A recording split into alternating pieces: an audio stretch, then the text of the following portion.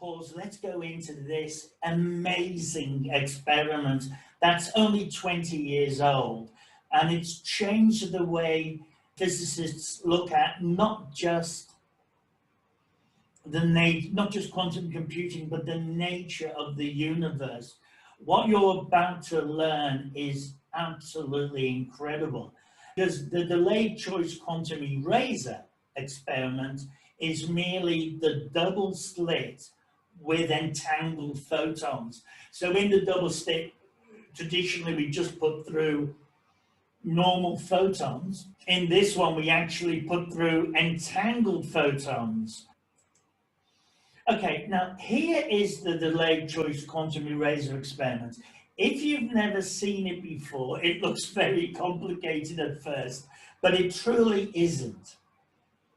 And I'll take you through this step by step. So there's absolutely no need to worry about it being difficult or anything. This is merely the double slit here. So this is just like the opening slide from the double slit, and here are the two slits. But what happens is it hits a BBO crystal. So the photons immediately go through the slits, and then they're entangled. And then they go through a prism, which sends them in different ways. And you can see here, the red is a pair of entangled photons, and the turquoise is a pair of entangled photons. And because of the prism, one goes that way. On the red one goes this way, and one goes the other way. And then the beauty of this is that it goes through all of these smoke and mirrors, which are going through these slits here is what's called the which way.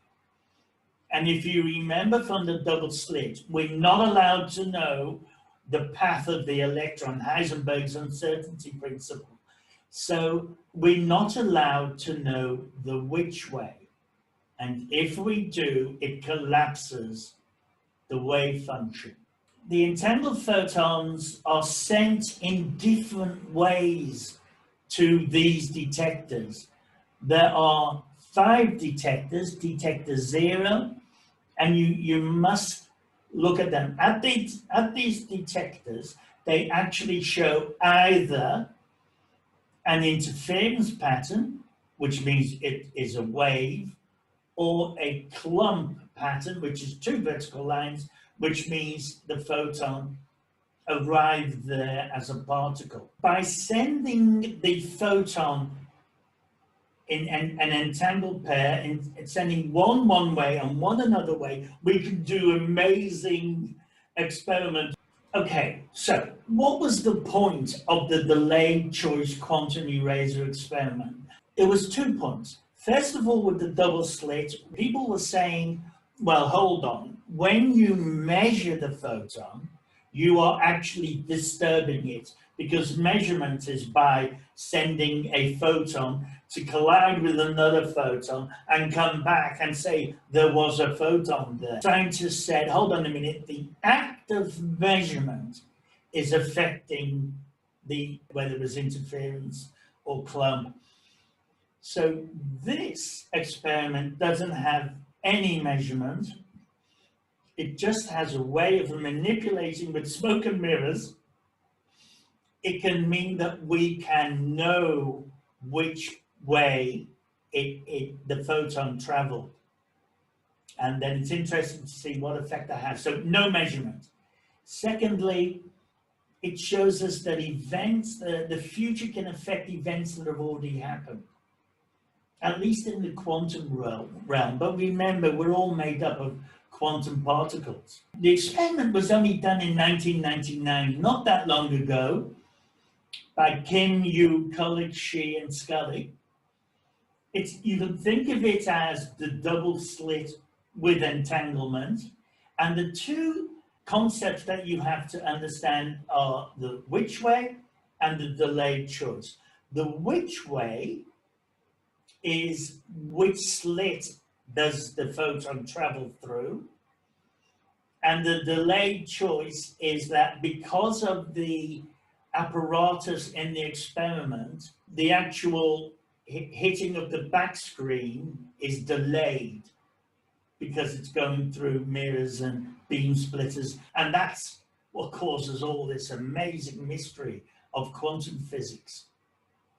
Because this doesn't happen in the Newtonian world, the classical world, that you cannot know these two things. And I stress that it's not that we haven't got sophisticated equipment, it's the fact nature, it appears, and interpretation is that nature is actually not allowing us to know. Because as soon as we put a camera there, we want to find out the wave, the interference pattern changes to a clump. You need to understand, all of the equipment. So here, I'll go through the equipment one by one. So this is just a photon coming in. It's going through the double slit, just like the normal double slit. But as soon as it goes through, it hits what's called a BBO crystal, barium borate oxide crystal, which creates two entangled photons. And those entangled photons will always give the same result. So it immediately goes through there, and then it immediately goes through a prism, which deflects the entangled pair. So it forces one entangled photon to go one way, and its twin to go the other way. So there's an entangled pair here. One is made to go this way to detect a zero, and the other one is made to go this way, which is far more complicated. It goes through a prism, which then directs it onto a beam splitter. So this here is a beam splitter, and we have three. A beam splitter is an amazing piece of equipment, and it's a combination of polarization, vertical and horizontal, which I won't go into now. But the point is that when a photon hits a beam splitter, 50% of the time it will go straight through. So this photon here is coming to beam splitter B, and it just goes through 50% of the time. And then 50% of the time it will bounce off. And that's the same with any beam splitter. Now these M's here are just mirrors, so they will reflect every time. So here, my 50% of the time it will go through the beam splitter, it will hit the mirror, 100% of the time it will reflect. It hits another beam splitter, 50% of the time it will go through, 50% of the time it will be deflected. So you can see that the entangled pair, each of the entangled photons goes through the experiment, through the apparatus in a different journey. And the magical thing here is by examining the detectors, we can see whether it hit that detector as a wave, in which case you'll get an interference pattern, or as a particle, in which case you'll get a clump. We have the BBO crystal, which entangles the particles. We have the lens, which focuses on a detector. The beam splitter, 50% chance of going through or being reflected. The prism, which redirects the photon. And then importantly, at each detector, we have a different pattern, an interference or a clump. Now, what this experiment was going to prove was that if we know which way the photons traveled, it will be a clump. But if we don't know the way it's traveled, which slit it went through, if we don't know that, it will have an interference pattern. This is the crux of it all, basically. So let me get my annotation up again, and I'll use the stamp this time. And I'll drag that out the way. So, yeah, what I'm going to do now is let me first of all highlight the detectors. So here's detector 0, here's detector 1, here's detector 2, detector 3, and detector 4. So you can clearly see where they all are. Now, this is the crux of it all, and there's no measurement happening, remember. I'm going to now follow the path of it. There's two pairs, there's a top slit pair of entangled photons and a bottom slit pair of entangled photons. At detector 1, let's look. So here I'm going to take the top entangled photon, which is in red. So it's coming through here as an entangled photon. It's entangled. One entangled photon has gone through here and it's reached detector 0. Its twin particle has gone all the way down here and all the way through here, and we don't have to worry about where it's all gone. We just need to know at this stage it's gone a different way. That's the top entangled pair. Now, the bottom slit entangled pair has come in here, it's been entangled, it's gone through the prism, and then the top one has gone here. So, detector 0, let's forget all the other detectors, just detector 0.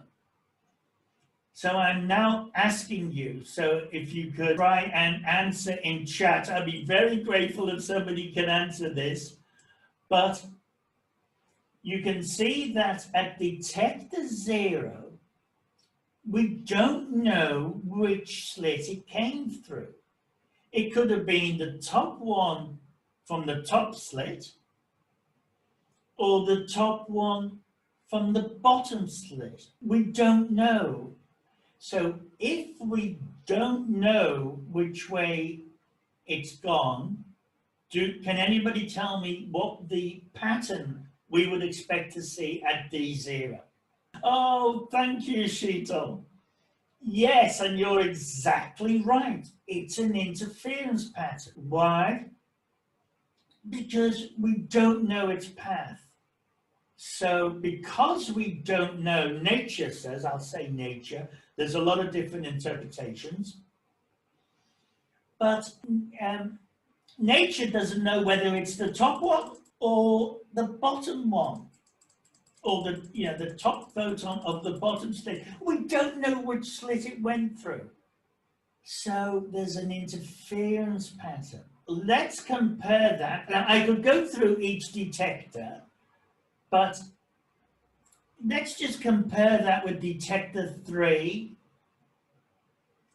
And let's look at detector 3. Now, detector 3 can only come from the bottom slit. So we know, we're not measuring it, but we have the potential to know that at detector 3, we know which slit it went through. Because if it's going through the red, you see the red, no matter where it's deflected, no matter where it goes through, no matter what happens, it cannot get to detector 3. Detector 3 can only be the bottom entangled photon going through the bottom slit. So the photon comes through here, it's entangled, it goes through here, and it goes through a prism. And then it gets to beam splitter A. Now, it may well go through, because remember, a beam splitter gives you a 50% chance of going through. So we may well go through and carry on through the system. But 50% of the time, it will be deflected, and it will come here. And it will hit D3 on, every so often, 50% of the time, it will end up here. But no matter what happens, it cannot come from either entangled photon going through the top slit. Therefore, we know it can only come from the bottom slit. So we're not measuring it, but we know it's come through the bottom slit. We know the which way. I'm going to give you another question. Now, at D3, where we know which way it comes, can someone tell me what pattern would we expect to see at D3? Stephen, thank you. It is the clump. Now, that is amazing. Think about this for a second. This is a subatomic particle. This is a million times smaller than a speck of dust. Yet, when it goes through complicated apparatus that you see here, how can it change its fundamental form whether an observer can find out which way it's traveled? It's amazing.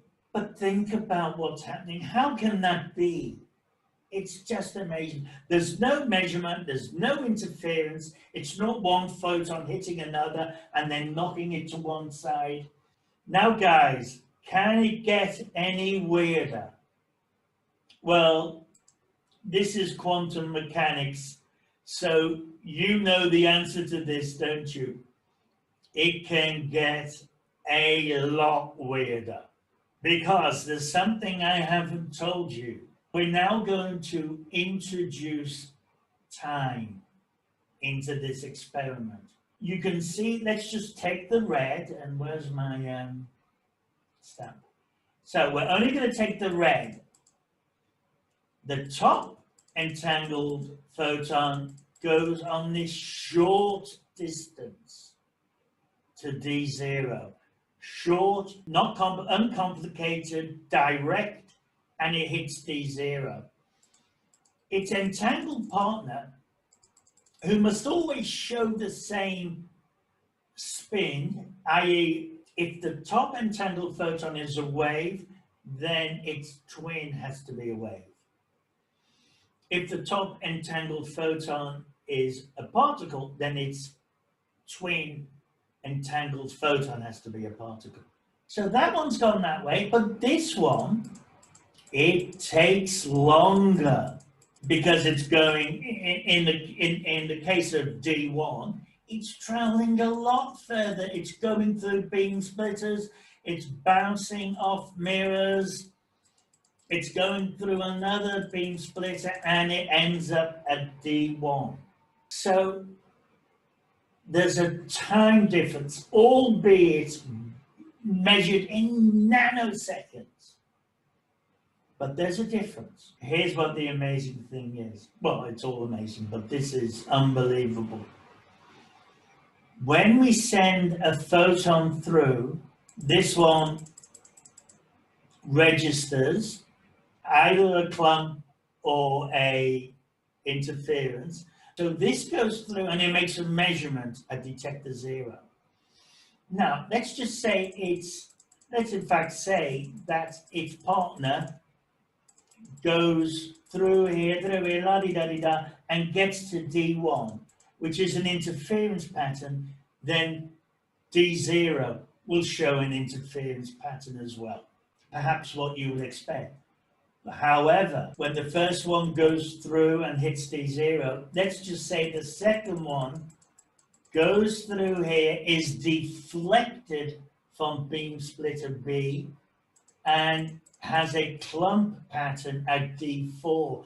Well, if we look at D0, it will be a clump pattern.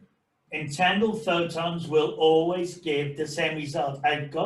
We send photons in. We have the ability now to send one at a time. So the first one might be deflected and hits D4, and this is not an entangled photon, just an ordinary photon.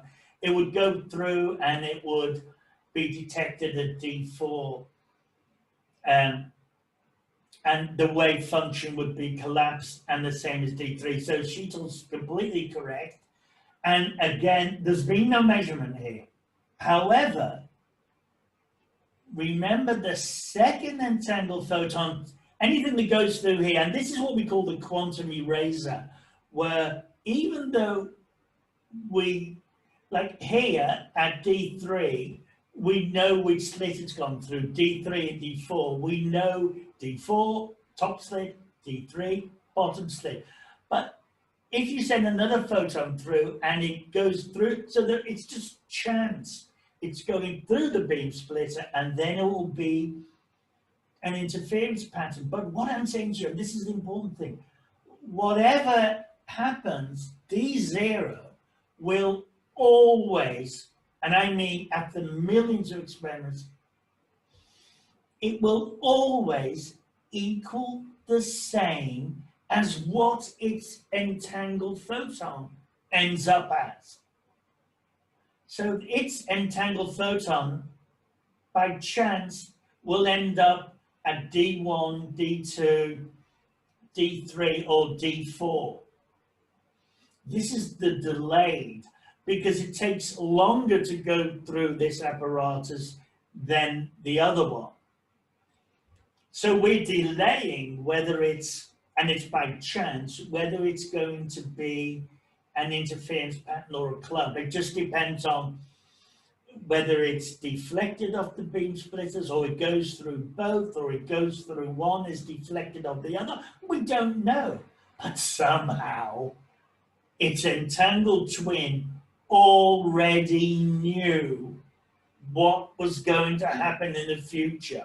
No matter what, something very, very strange is happening.